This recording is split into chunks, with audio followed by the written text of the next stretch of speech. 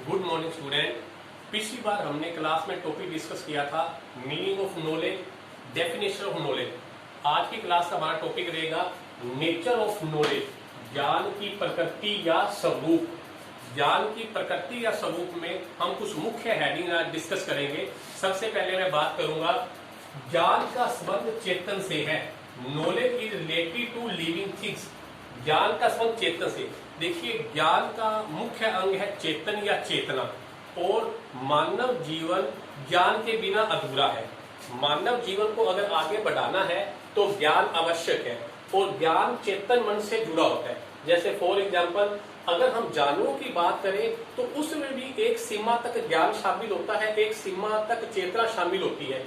जैसे एग्जाम्पल के तौर पर हम बात कर सकते हैं, जब मोर खुश होता है तो वो जंगल में नाचता है। इसी तरह गाय द्वारा अपने बछड़े को जीभ से चाटना उसके प्रेम के स्वभाव को दर्शाता है।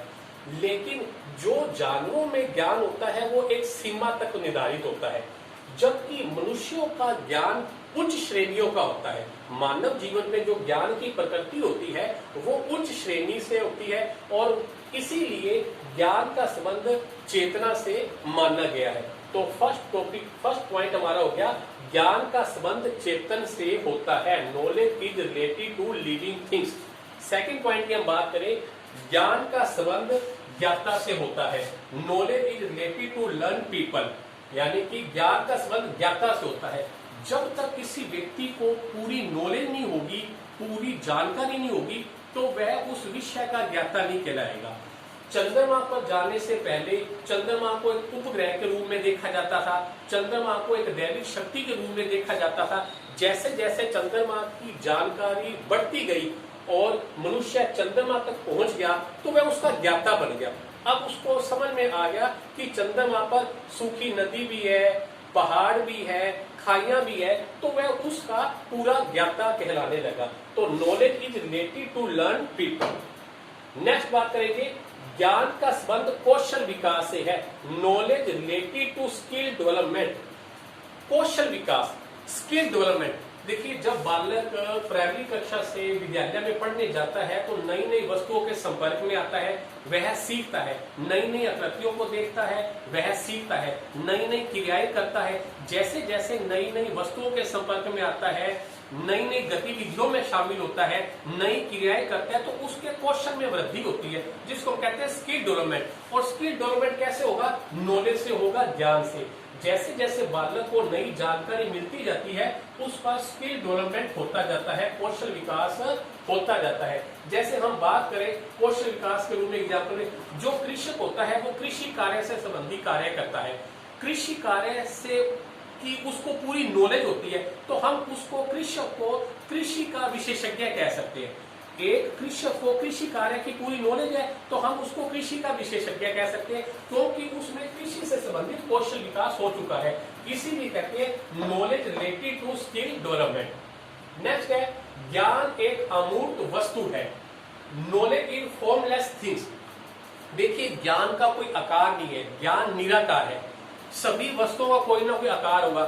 जानवर का कोई आकार होगा, पुस्तक का कोई आकार है, चेयर का कोई आकार है, लेकिन ज्ञान है ये निराकार वस्तु है, ये दिखाई नहीं देती, इसे अनुभव किया जाता है। ज्ञान को हम अनुभव कर सकते हैं। जैसे मिठाई खाने के बाद हम क्या उसका मीठेपन का अनुभव करते हैं, मिठाई खाने के बाद हम उसके मीठेपन का अनुभव करते हैं। इसी तरह ज्ञान का अनुभव किया जाता है, न कि उसको किसी वस्तु के रूप में रखा जाता है। तो ज्ञान क्या है? एक अमूर्त वस्तु है। नेक्स्ट बात करेंगे, ज्ञान एक मानसिक प्रक्रिया है। Knowledge is a mental process. ज्ञान क्या है? मेंटल प्रोसेस है, मानसिक प्रक्रिया है, ये हमारे दिमाग से चलता है। जैसे इसके लिए एग्जांपल, जेम्स वॉट जब चाय पी रहे थे तो उनकी केतली में गर्म चाय आई। वो जब चाय पीने लगे तो उन्होंने देखा केतली में से स्टीम उठ रही है और केतली का ढक्कन थोड़ा थोड़ा ऊपर उठ रहा है। तो उन्होंने देखा कि स्टीम, इस भाप में इतनी शक्ति है कि वो केतली के ढक्कन को ऊपर उठा रही है। तो तभी जेम्स वॉट ने इंजन का आविष्कार किया। तो ये क्या था? ये उनकी मानसिक प्रक्रिया थी, उनकी नॉलेज में भी वृद्धि हुई, उनकी नॉलेज बढ़ी।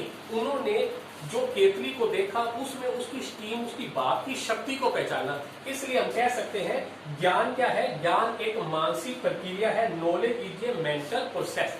नेक्स्ट हम बात करेंगे ज्ञान के लिए विषय आवश्यक है। Subject is needful for knowledge. बिना सब्जेक्ट के ज्ञान अधूरा है। किसी भी व्यक्ति को अगर किसी विषय का ज्ञाता बनना है तो उसके बारे में उसको अधिक से अधिक जानकारी मिलनी चाहिए।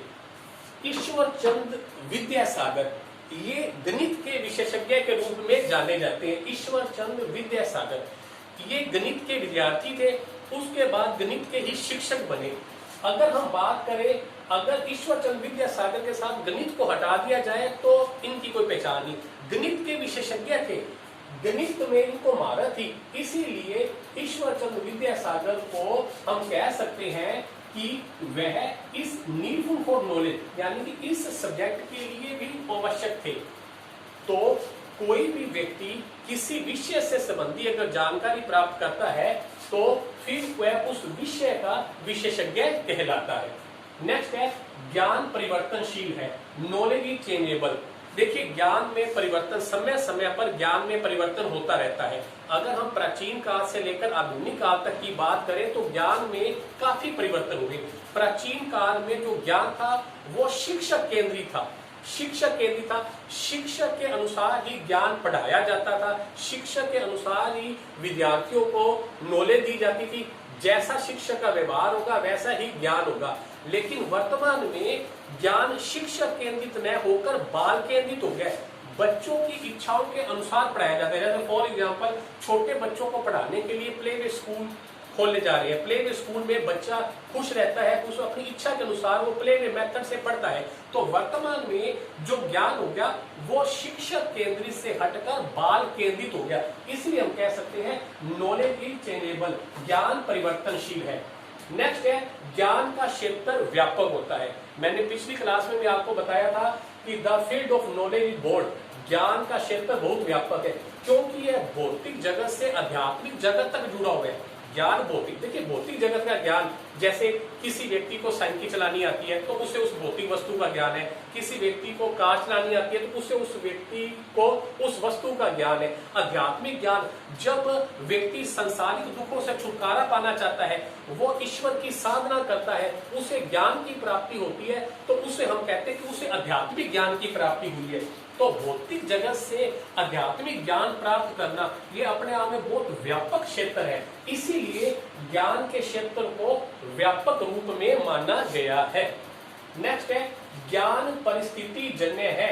Knowledge is related to condition. ज्ञान परिस्थिति जन्य है, कंडीशन के अनुसार ज्ञान की प्राप्ति होती है।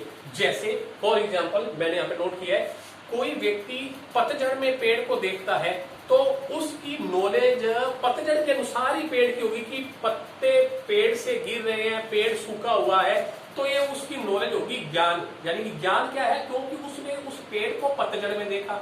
अगर कोई व्यक्ति पतझड़ से पहले पेड़ को देखता है तो उसका ज्ञान अलग टाइप का होगा, उसका ज्ञान दूसरे वाले ज्ञान की अपेक्षा परिवर्तनशील होगा। इसलिए कहते हैं ज्ञान क्या है, परिस्थिति जन्य है। यानी कि knowledge is related to condition. जिस कंडीशन में जो व्यक्ति जानकारी प्राप्त करता है उसकी नॉलेज वैसी होगी। जिसके सामने जो परिस्थिति होगी उस परिस्थिति में जिस तरह की वह जानकारी प्राप्त करेगा उस तरह का ही उसको ज्ञान प्राप्त होगा। नेक्स्ट है ज्ञान तथ्यों का संश्लेषण है। Knowledge is synthesis of factors. देखिए तथ्यों का संश्लेषण, तथ्यों का संश्लेषण भी है और तथ्यों का विश्लेषण भी है। नॉलेज तथ्यों का संश्लेषण और विश्लेषण दोनों है। संगीतकार बनने के लिए, एक अच्छा संगीत सीखने के लिए हमें तबला की भी आवश्यकता होती है, हमें हारमोनियम की भी आवश्यकता होती है। लेकिन क्या हम तबला हारमोनियम इकट्ठा करके संगीतकार बन सकते? नहीं बन सके।